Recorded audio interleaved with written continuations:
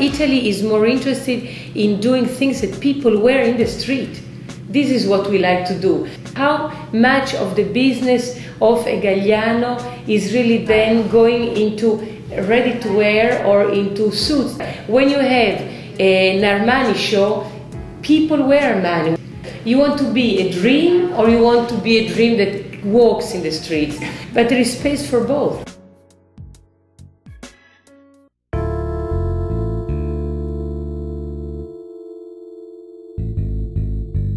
What is Zegna? It's a family company. A grandfather actually started with a couple of looms at the end of the century. Then It was in 1910 that really the mill, as we know it today, was started by my grandfather.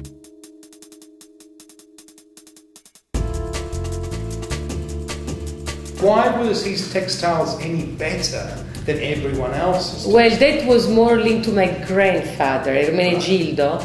He was a maniac himself of beautiful things, and not only fabric-wise, but life-wise. He didn't just want to create beautiful products, but he wanted to give to the people living in this area a better quality of life.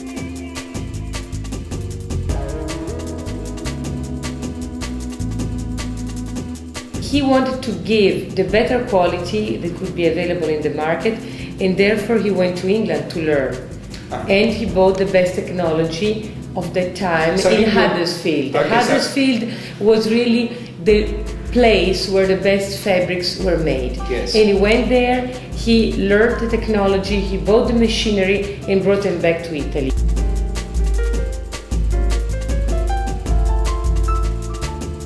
The English product was very similar to itself season after season.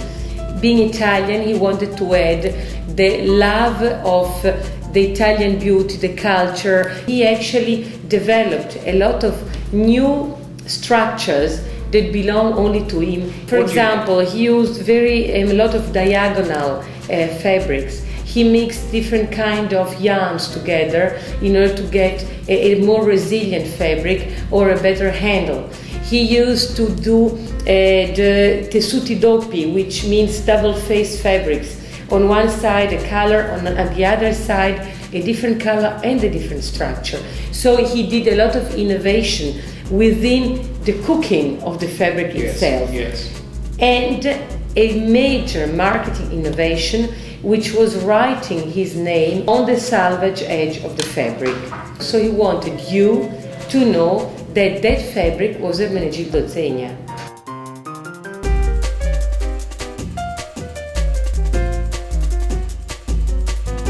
He had two children, Aldo, the older, and Angelo, who is my father. So my uncle Aldo and my father Angelo joined the business and started to learn how to produce the fabric. So the background for many years was within the mill.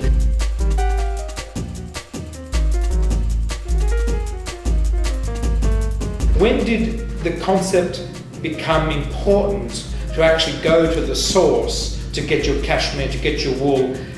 From the 50s, basically. The milestone was really when Zegna started to create the Superfine Award for the wool in Australia. The reason why Zegna started to create this trophy with the Australian Wool Corporation, so that they were excited and they were really challenged year after year to producing something better.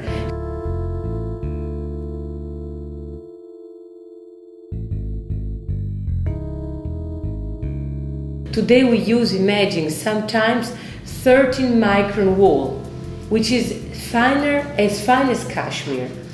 A superfine wool goes between 19 and 21 micron. We use 15 microns and 13 microns wool. And this is really the result of 40 years of work and of experience with these people, with the farmers who have understood what was needed and have developed this kind of quality.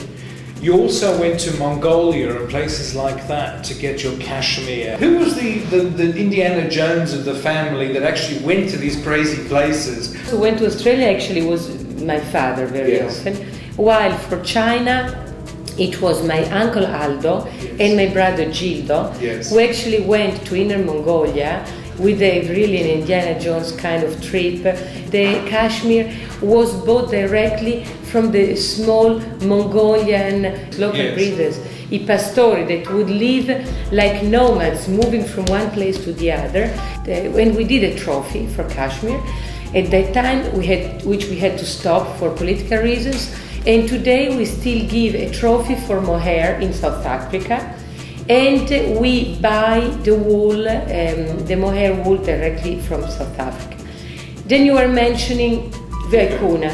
We actually are protecting today vicuna, the vicuna animal, and we are buying from the government of Peru under the control of endangered species like there. This is why vicuna is so expensive. From one side, because it's very, very fine, finer than cashmere, but from the other side, because there is a very limited amount of vicuna that is available.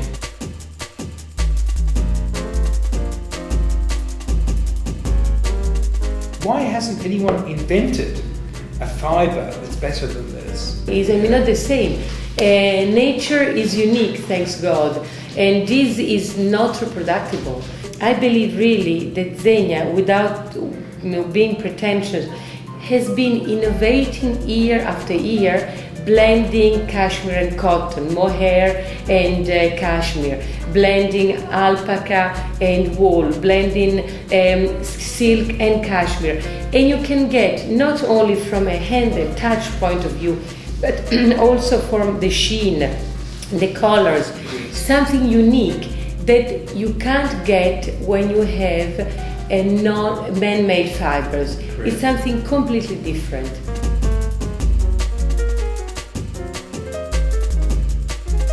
Why are you doing this? I think that first of all it's about passion. It's something that you like, you breathe, you feel within your guts. My job is more into the creative aspect. I'm looking after the image and the brand, really the guts of the brand, the stores, the product.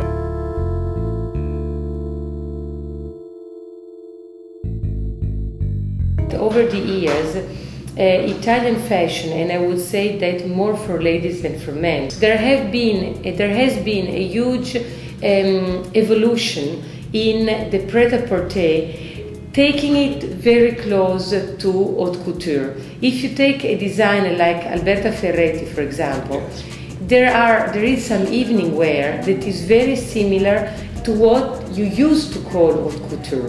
So today I believe that couture has become even more couture, but pret-a-porter has gone to such a luxury level that you can really get to the bridge that it becomes haute couture. The quality of Milano and of Italy is to give to more women the opportunity to buy exclusive and unique pieces, but within, a larger segment. How do you work? What is your process? The soul is really the fabric, then develops into style. And there are certain fabrics that are good for certain styles and others that are not at all there. There is the street out there. How you feel it. There are certain things that you can't say in words. It's like this other designer was expressing. You feel it in the air. You see how the attitude change. You feel it yourself. And then the mood is art, is the cinema, is music. So all of this is really a blend.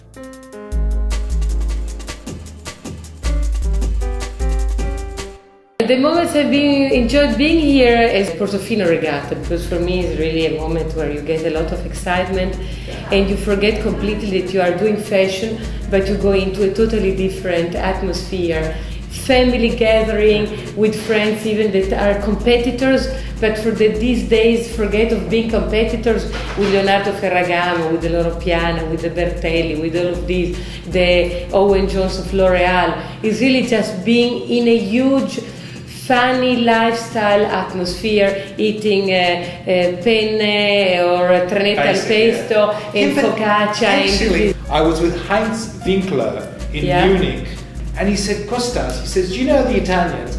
They are trendsetters in fashion, but they still eat a bowl of pasta. Fantastic. Why is that? Because it's so good. There is nothing better than a bowl of pasta. Excuse me.